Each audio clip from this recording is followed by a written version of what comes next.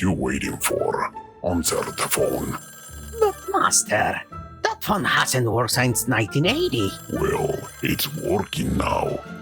Hopefully, the phone company restored the phone line by mistake, and we will have free service. But Master, you say we didn't need to have telephone service. My honorable and deformed compatriot. That's because I didn't want to pay the bills. Besides, this way I can order my favorite appetizers from the butter, and I won't have to send you for them. But Master, you scolded me for ordering my medicines over the phone and convinced me to walk 1 mile to the village to pick them up.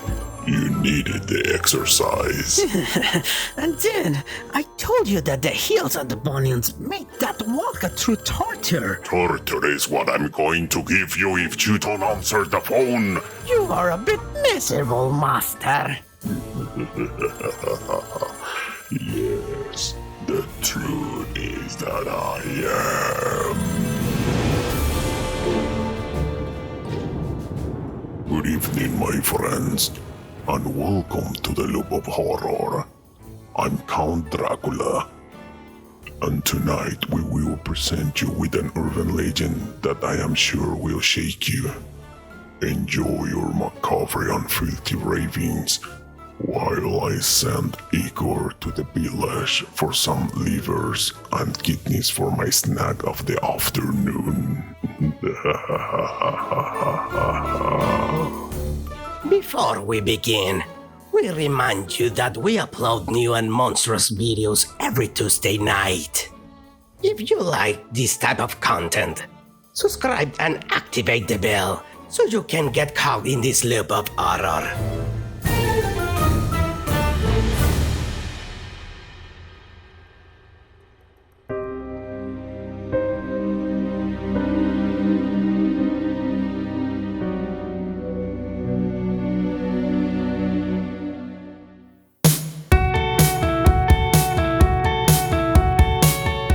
It was 1984, and Amy was a high school student who was looking forward to spending the summer with her friends. She lived in the southern suburbs of California, and spending afternoons at the beach with her friends, surfing, or just sitting by a campfire was the norm. That summer, she particularly had been arguing with her parents more than usual, because her 16-year-old's rebelliousness had come to the fore, or at least that's what her parents believe.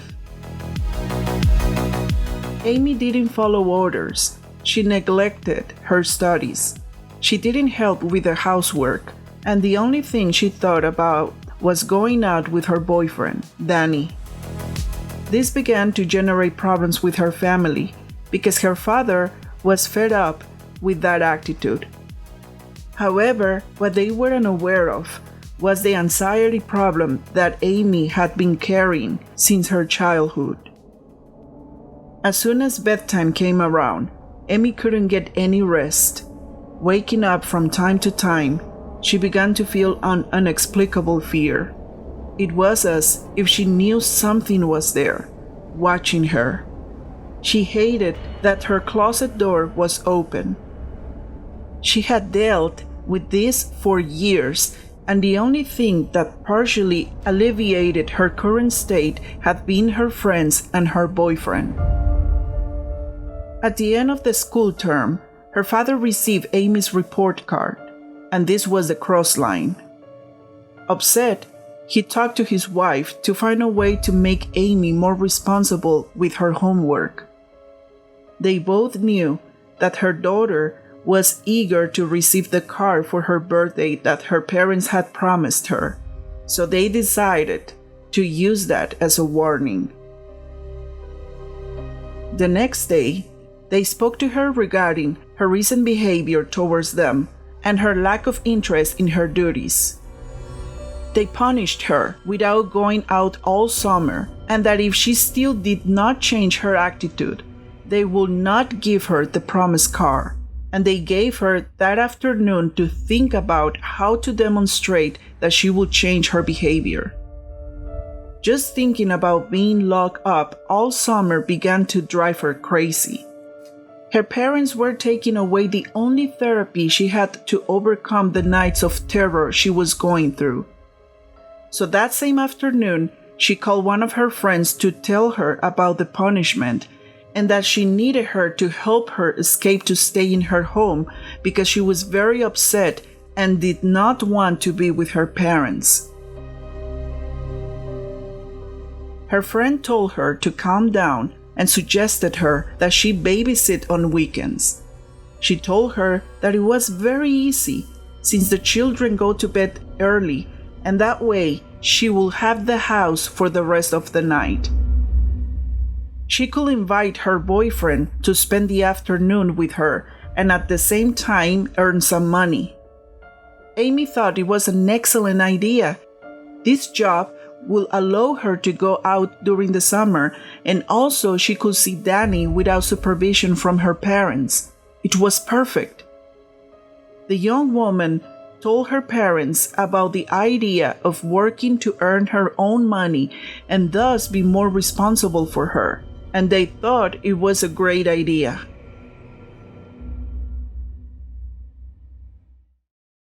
As soon as she went on vacation, Amy started working for the Thompson family, who lived a couple of blocks from her house. The Thompsons only had one son, 5-year-old Bobby, so it would be easy to take care of him. He was old enough to use the bathroom, and it would not be hard to get him to bed in the afternoons. The Thompsons used to go out every Friday and return after midnight. They were a very friendly young couple. They would leave her money to order pizza, and they had cable television. For Amy, it was better than staying at her house. At least, this would distract her from her depressive thoughts. Her first night of work started normal. Amy arrived at the Thompsons' house at 6 p.m. as arranged. They explained to her the to-do list. After that, she would be free to do what she wanted as long as she was attentive in case the little one woke up. She nodded quickly and told them to feel free to leave whenever they wanted. Once Amy was alone with the little boy, they played together for a while until Bobby got tired, and around 8 p.m., she took him to bed since he had fallen asleep.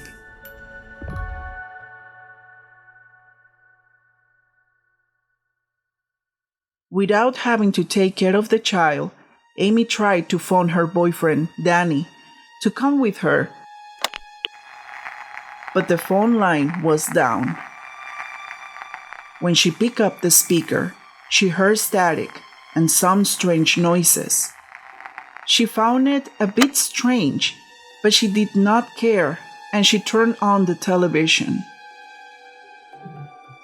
Damn, I won't be able to order pizza either, she said. She started watching From Beyond the Grave, a series of horror stories from the 70s, and although she was upset by the horror content, for some reason she couldn't stop watching it. In any case, this was while she waited for the return of the Thompsons. At some point, she was falling asleep when she suddenly heard a loud creak in the ceiling that ended up waking her up.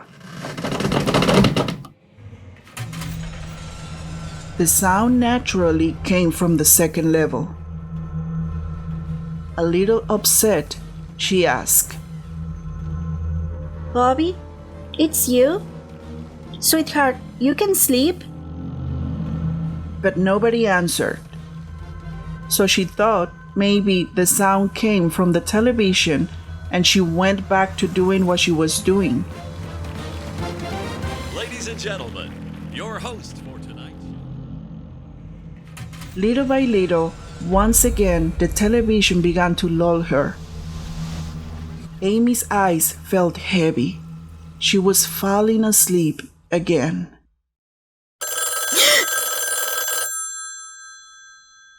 The thunderous ringing of the phone woke her up. Confused, she began to look at the phone that was ringing and, until recently, she believed was not working. Hello? Hello? No one answered. Only the sound of heavy breathing was heard from the other side. Who is it? Who is it? Is that you, Danny? If this is a joke, it's not funny. Angry, Amy also hung up the phone and tried to call her boyfriend once more to complain about the prank, but the phone didn't work. She could only hear static. This made her nervous, as it was impossible to receive calls, but she was not able to call anyone. So she turned on the light and went to the door to check that it was locked. As soon as she approached it, the phone started ringing again. Disturbed, Amy didn't want to answer. She had the feeling that she shouldn't answer, but the phone kept ringing over and over again. She was worried that the insistent noise would wake up little Bobby, so she plucked up her courage and once again raised the phone. Hello? Who is it? Who is it? Gosh, if you don't answer, I'll call the police. Who is it? Have you checked the child? Startled by the call, Amy hung up the phone and looked up the stairs path. The ending looked terribly dark, like her nightmares.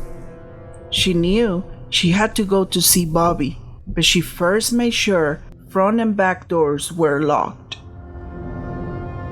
Suddenly, she heard footsteps on the second floor of the house once more, and for a moment, she froze in panic until she heard a childish voice coming from that dark spot. Amy, are you there? Can you come upstairs?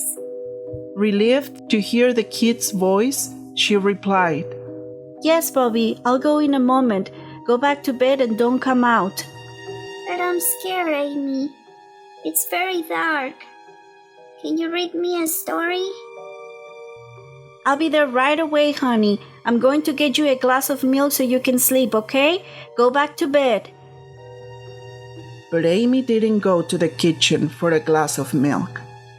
She left the house, locked the door, ran to the neighbor, and asked him to let her use their phone.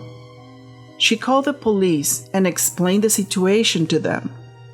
They told her that they couldn't do anything at the moment, that it was surely a joke, but that they would trace the calls from the address to be sure. Amy ran back to the house. Her hands were shaking, and as she was trying to open the door, and the phone began to ring once more. Amy ran to pick up the phone. Listen to me, you sick fuck. I called the police. They are listening to you now. Have you checked the child? Have you checked the child? Have you checked the child? Have you checked the child? Have you checked the child? So unlucky for not climbing the stairs.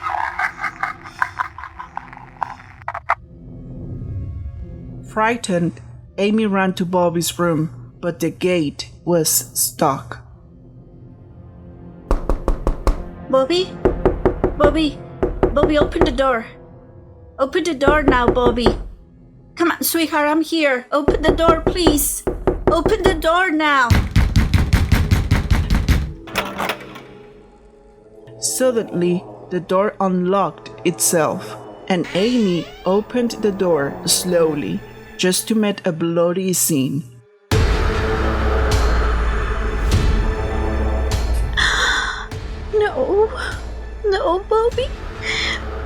No, Bobby.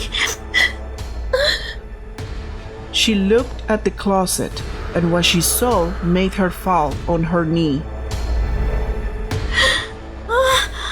No. No, no, Bobby, no, no, no, no. Bobby.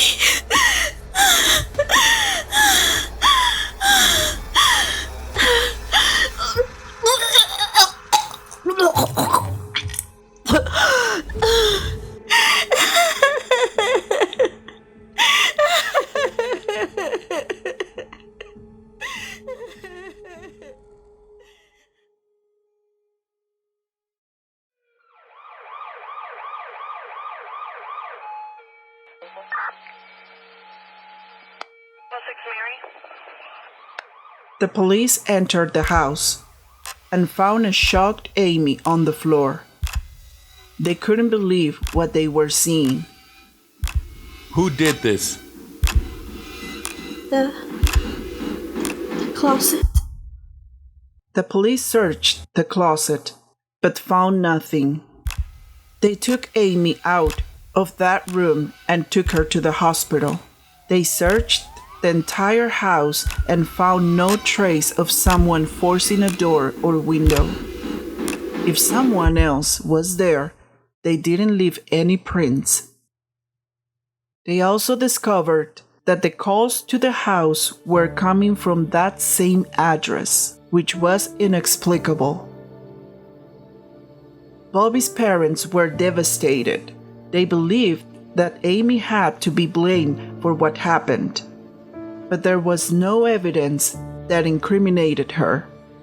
After such a brutal attack, it was impossible for her not to have traces of blood on her clothes or skin. Forensics described the attack as if it had been committed by a beast. Amy was never the same. She spent time in a mental institution. She kept saying, "Check the child. Have you checked the child?" Although they tried to talk to her about Danny, about her friends, about her parents, she limited herself to saying, "Have you checked the child?" The hospital released her. There was not much they could do for her, and the parents could not keep paying the medical bills. The nurse gave her parents the medication and also several pieces of paper. Amy's parents asked what were those scary drawings. The nurse explained that that's all Amy ever did in her time at the hospital. At home, Amy's parents had to suspend their phone service, as just hearing the sound of a phone will upset her and she will scream again. Check the child! Check the child! Have you checked the child? Check the child! Check the child! Check the child! Check the child! Have you checked the child? Check the child! Check the child! Check the child! Check the child!